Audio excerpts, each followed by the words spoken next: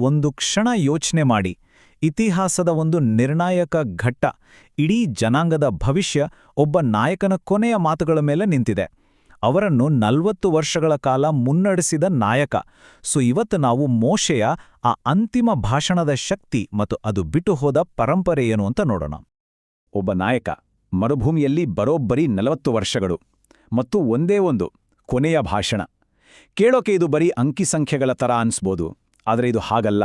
ಇದು ಒಂದು ಇಡೀ ತಲೆಮಾರಿನ ತ್ಯಾಗದ ಕಥೆ ಮತ್ತೆ ಒಂದು ಹೊಸ ರಾಷ್ಟ್ರದ ಭರವಸೆಯ ಕಥೆ. ಈ ಮಾತುಗಳು ಇತಿಹಾಸದ ದಿಕ್ಕನ್ನೇ ಬದಲಾಯಿಸಲಿವೆ. ನೋಡಿ, ನನಗೆ 120 ವರ್ಷ ವಯಸ್ಸಾಗಿದೆ. ಅಬ್ಬಾ, ಈ ಒಂದು ಸರಳ ಮಾತಿನ ಮೂಲಕ ಮೋಶೆ ತನ್ನ ಸಾವಿನ ಸನಿಹವನ್ನು ಒಪ್ಕೊಳ್ತಾನೆ. ಇದು ಅವರ ಭಾಷಣಕ್ಕೆ ಒಂದು ರೀತಿಯ ತುರ್ತು ಪರಿಸ್ಥಿತಿಯನ್ನು ತಂದುಕೊಡುತ್ತೆ. ಇದು ಕೇವಲ ಒಬ್ಬ ನಾಯಕನ ಮಾತುಗಳಲ್ಲ ಅಲ್ವಾ, ಇದು ತನ್ನ ಜನರಿಗೆ ದಾರಿ ತೋರಿಸಲು ಹಂಬಲಿಸುತ್ತಿರುವ ಒಬ್ಬ ತಂದೆಯ ಕೊನೆಯ ಮನವಿ. ಸರಿ, ಹಾಗಾದ್ರೆ ವಿಭಾಗ 1, ಮೋಶೆಯ ಅಂತಿಮ ನಿಲುವು. ವಾಗ್ದತ್ತ ದೇಶದ ಹೊಸ್ತಿಲಲ್ಲೇ ನಿಂತು ಮೋಶೆ ತನ್ನ ಜನರನ್ನ ಕೊನೆಯ ಬಾರಿಗೆ ಉದ್ದೇಶಿಸಿ ಮಾತಾಡ್ತಾನೆ. 6 ಲಕ್ಷ ಅಂದ್ರೆ 6 ಲಕ್ಷ ಪುರುಷರು ಈಜಿಪ್ಟ್ನಿಂದ ಸ್ವಾತಂತ್ರ್ಯಕ್ಕಾಗಿ ಹೊರಟಿದ್ರು. ಆದರೆ ಕೇವಲ ಭಯ ಮತ್ತು ಅಪನಂಬಿಕೆಯಿಂದಾಗಿ ಆ ಇಡೀ ತಲೆಮಾರೆ ಮರುಭೂಮಿಯಲ್ಲಿ ಕೊನೆಗಂಡಿತು. ಈಗ ಅವರ ಮಕ್ಕಳು ಇಲ್ಲಿ ನಿಂತಿದ್ದಾರೆ. ಮೋಶೆಯ ಮಾತುಗಳು ಅವರಿಗೆ ಒಂದು ರೀತಿಯಲ್ಲಿ ಎಚ್ಚರಿಕೆಯ ಗಂಟೆ. ಹಿರಿಯರು ಮಾಡಿದ ತಪ್ಪುಗಳನ್ನು ಮತ್ತೆ ಮಾಡಬೇಡಿ ಅನ್ನೋ ಎಚ್ಚರಿಕೆ. ಸರಿ, ವಿಭಾಗ 2, ಅರಣ್ಯದಿಂದ ಕಲಿತ ಪಾಠಗಳು. ಭವಿಷ್ಯದೊಳಗೆ ಕಾಲಿಡುವ ಮುನ್ನ ಮೋಶೆ ಅವರನ್ನು ಅವರ ಭೂತಕಾಲಕ್ಕೆ ಕರ್ಕೊಂಡು ಹೋಗ್ತಾನೆ, ಆ 40 ವರ್ಷಗಳ ಪ್ರಯಾಣದ ಕಠಿಣ ಪಾಠಗಳ ಕಡೆಗೆ. ಒಂದೇ ಒಂದು ವರದಿ, ಅದು ಇಡೀ ಜನಾಂಗದ ಭವಿಷ್ಯವನ್ನೇ ಹೇಗೆ ಹಾಳು ಮಾಡಬಲ್ಲದು. ಗೂಢಚಾರರು ಬಂದು ದೈತ್ಯರ ಬಗ್ಗೆ, ದೊಡ್ಡ ದೊಡ್ಡ ಕೋಟೆಗಳ ಬಗ್ಗೆ ಕತೆ ಹೇಳ್ದಾಗ ಅವರಲ್ಲಿದ್ದ ಭಯ ಎಲ್ಲರಿಗೂ ಹರಡುಬಿಟ್ಟು. ಇದರಿಂದ ಅಪನಂಬಿಕೆ ಹುಟ್ಟಿತು ಮತ್ತು ಆ ಅಪನಂಬಿಕೆಯೇ ದಂಗೆಗೆ ಕಾರಣವಾಯಿತು. ಅದು ಮಾರಣಾಂತಿಕ ತಪ್ಪಾಗಿತ್ತು. ನೋಡಿ, ಎಡಭಾಗದಲ್ಲಿ ಭಯದ ಪೀಳಿಗೆ, ಮರುಭೂಮಿಯಲ್ಲೇ ಸಮಾಧಿಯಾದವರು. ಬಲಭಾಗದಲ್ಲಿ ವಾಗ್ದಾನದ ಪೀಳಿಗೆ, ಒಂದು ಹೊಸ ಭವಿಷ್ಯದ ಹೊಸ್ತಿಲಲ್ಲಿ ನಿಂದಿರೋರು. ಮೋಶೆಯ ಭಾಷಣದ ಮುಖ್ಯ ಸಾರಾಂಶವೇ ಇದು: ಹಿಂದಿನ ತಪ್ಪುಗಳಿಂದ ಕಲಿಯಿರಿ, ಇಲ್ಲದಿದ್ರೆ ನಿಮ್ಗೂ ಅದೇ ಗತಿ ಕಾದಿದೆ ಅಂತ.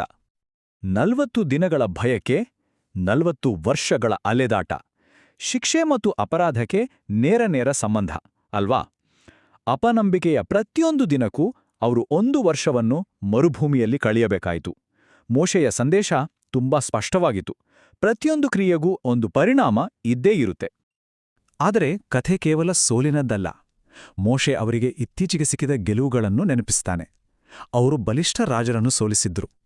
ಇದು ಅವರಿಗೆ ಏನನ್ನ ನೆನಪಿಸಬೇಕಿತ್ತು ಅಂದ್ರೆ, ಅವರು ದೇವರಿಗೆ ವಿಧೇಯರಾಗಿದ್ದಾಗ ಅವರನ್ನು ಯಾರೂ ಸೋಲ್ಸೋಕಾಗ್ತಿರ್ಲಿಲ್ಲ.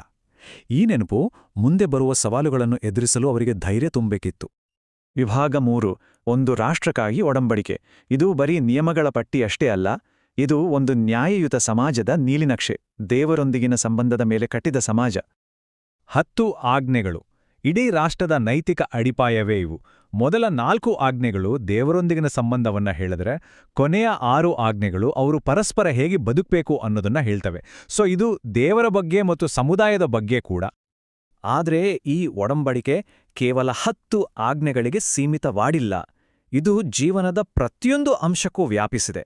ನಾಯಕತ್ವದಿಂದ ಹಿಡಿದು ರಾಜರು ಅಧಿಕಾರ ದುರುಪಯೋಗ ಮಾಡ್ಕೋಬಾರ್ದು ಅನ್ನೋದ್ರಿಂದ ನ್ಯಾಯ, ಯುದ್ಧದ ನಿಯಮಗಳು ಮತ್ತೆ ಸಮಾಜದ ದುರ್ಬಲರನ್ನು ನೋಡ್ಕೊಳ್ಳೋದು, ಹೀಗೆ ಪ್ರತಿಯೊಂದು ವಿಷಯಕ್ಕೂ ಇದರಲ್ಲಿ ಮಾರ್ಗದರ್ಶನ ಇದೆ.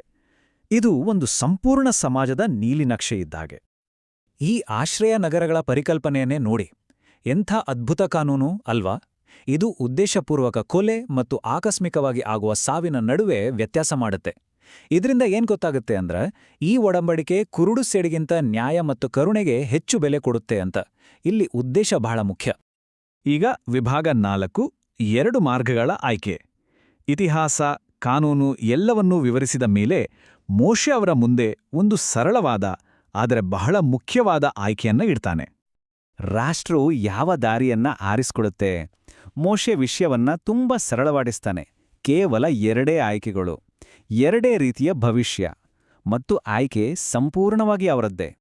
ಮೊದಲ ದಾರಿ ಆಶೀರ್ವಾದಗಳು, ಅಂದ್ರೆ ಸಮೃದ್ಧ ಬೆಳೆ, ಆರೋಗ್ಯವಂತ ಕುಟುಂಬಗಳು, ಶತ್ರುಗಳ ಮೇಲೆ ಗೆಲುವು. ಇದು ವಿಧೇಯತೆಯ ಜೀವನದ ಚಿತ್ರಣ, ದೇವರು ಮತ್ತು ಅವರ ಜನರ ನಡುವಿನ ಒಂದು ಸಾಮರಸ್ಯದ ಬದುಕು. ಇನ್ನು 2ನೇ ದಾರಿ ಶಾಪಗಳು, ಅಂದ್ರೆ ರೋಗ, ಬರಗಾಲ, ಸೋಲು ಮತ್ತು ಕೊನೆಗೆ ಗಡೀಪಾರು ಅಂದ್ರೆ ತಮ್ಮ ಸ್ವಂತ ಮನೆಯಿಂದಲೇ ಹೊರಹಾಕಲ್ಪಡುವ ಅವಮಾನ. ಇದು ದಂಗೆಯ ಕಠೋರ ಸತ್ಯ. ಆಯ್ಕೆ ಇದಕ್ಕಿಂತ ಸ್ಪಷ್ಟವಾಗಿರಲು ಸಾಧ್ಯವೇ ಇರಲಿಲ್ಲ. ಮತ್ತು ಇಲ್ಲೇ ಬರುತ್ತೆ ಭಾಷಣದ ಕ್ಲೈಮ್ಯಾಕ್ಸ್. ನೋಡಿ, ನಾನ್ ನಿಮ್ಮ ಮುಂದೆ ಜೀವ ಮತ್ತು ಮರಣ, ಆಶೀರ್ವಾದ ಮತ್ತು ಶಾಪ ಎರಡನ್ನೂ ಇಟ್ಟಿದ್ದೇನೆ. ಆದ್ದರಿಂದ ಜೀವವನ್ನೇ ಆರಿಸಿಕೊಳ್ಳಿ. ಇದು ಕೇವಲ ಒಬ್ಬ ಪ್ರವಾದಿಯ ಮಾತುಗಳಲ್ಲ. ಇದು ತನ್ನ ಮಕ್ಕಳು ಸರಿಯಾದ ದಾರಿಯನ್ನೇ ಆರಿಸಿಕೊಳ್ಳಿ ಎಂದು ಹಂಬಲಿಸುವ ಒಬ್ಬ ತಂದೆಯ ಹೃದಯದ ಕೂಗು. ವಿಭಾಗ 5 ಒಂದು ಯುಗದ ಅಂತ್ಯ. ಭಾಷಣ ಮುಗಿತು. ಈಗ ಜವಾಬ್ದಾರಿಯನ್ನು ಮುಂದಿನವರಿಗೆ ಹಸ್ತಾಂತರಿಸುವ ಸಮಯ ಬಂದಿದೆ. ಒಬ್ಬ ನಿಜವಾದ ನಾಯಕ ತನಗಿಂತ ಮುಂದಿನದ್ದನ್ನು ಯೋಚನೆ ಮಾಡ್ತಾನೆ. ಮೋಶೆ ಕೂಡ ಹಾಗೆ ಮಾಡ್ದ. ಅವರು ಹೋದ ಮೇಲೆ ಗೊಂದಲ ಸೃಷ್ಟಿಯಾಗ್ಲಿಲ್ಲ. ಅವರು ಕಾನೂನನ್ನು ದಾಖಲಿಸಿ ಸಂರಕ್ಷಿಸಿದರು. ತನ್ನ ಉತ್ತರಾಧಿಕಾರಿ ಯೆಹೋಶುವನನ್ನು ಎಲ್ಲರ ಮುಂದೆ ನೇಮಿಸಿದರು ಮತ್ತು ಜನರನ್ನು ಆಶೀರ್ವಾದಿಸಿದರು. ತಾನು ಇಲ್ಲದಿದ್ದರೂ ರಾಷ್ಟ್ರವು ಬಲಿಷ್ಠವಾಗಿ ಮುಂದುವರಿಯುವುದನ್ನು ಖಚಿತಪಡಿಸಿಕೊಂಡರು. ಮೋಶೆಯ ಜೀವನದ ಅಂತ್ಯ ನಿಜಕ್ಕೂ ಬಹಳ ದುಃಖಕರ. ಅವರು ಎಲ್ಲರನ್ನೂ ಗಮ್ಯಸ್ಥಾನಕ್ಕೆ ತಂದು ನಿಲ್ಲಿಸಿದ್ರು, ಆದರೆ ಅವರಿಗೆ ಮಾತ್ರ ಒಳಗೆ ಹೋಗೋಕ್ಕೆ ಅನುಮತಿ ಸಿಗ್ಲಿಲ್ಲ. ನೆಬೋ ಪರ್ವತದ ಮೇಲಿಂದ ಅವರು ಕಂಡ ಆ ಕೊನೆಯ ನೋಟ ಅವರ ಜೀವನದ ತ್ಯಾಗದ ಸಂಕೇತ. ಅವರ ಸಮಾಧಿ ಎಲ್ಲಿದೆ ಅನ್ನೋದು ಇವತ್ತಿಗೂ ರಹಸ್ಯವಾಗಿ ಉಳಿದಿದೆ. ಇದು ಏನನ್ನು ನೆನಪಿಸುತ್ತೆ ಅಂದರೆ, ಅವರ ಪರಂಪರೆ ಇರೋದು ಅವರ ದೇಹದಲ್ಲಲ್ಲ, ಅವರ ಮಾತುಗಳಲ್ಲಿ ಅಂತ. ಇಡೀ ಇಸ್ರಾಯೇಲಿನ ಇತಿಹಾಸದಲ್ಲಿ ಮೋಶೆಯಂತಹ ಪ್ರವಾದಿ ಮತ್ತೆಂದೂ ಬರಲಿಲ್ಲ. ಅವರ ಸ್ಥಾನವೇ ಬೇರೆ. ಯಾಕಂದ್ರೆ ಅವರು ದೇವರನ್ನು ಮುಖಾಮುಖಿಯಾಗಿ ತಿಳಿದಿದ್ದರು ಮತ್ತು ಅವರ ಮಾತುಗಳ ಮೂಲಕ ಒಂದು ಇಡೀ ಜನಾಂಗವನ್ನೇ ರೂಪಿಸಿದರು. ಮೋಶೆ ದೇಹ ಸಿಗ್ಲಿಲ್ಲ, ಆದರೆ ಅವರ ಮಾತುಗಳು ಒಂದು ರಾಷ್ಟ್ರವನ್ನೇ ಕಟ್ಟಿದ್ವು. ಇದು ನಮ್ಮನ್ನ ಒಂದು ಕೊನೆಯ ಪ್ರಶ್ನೆಗೆ ತಂದು ನಿಲ್ಲಿಸುತ್ತೆ. ಒಂದು ಕಲ್ಪನೆ ಅಥವಾ ಒಂದು ವಿಚಾರ ಅದನ್ನು ಸೃಷ್ಟಿಸಿದ ವ್ಯಕ್ತಿಗಿಂತ ಹೆಚ್ಚು ಕಾಲ ಹೇಗೆ ಬದುಕುತ್ತೆ? ಹಾಗಾದ್ರೆ ಪರಂಪರೆ ಅಂದ್ರೆ ನಿಜವಾಗ್ಲೂ ಏನು?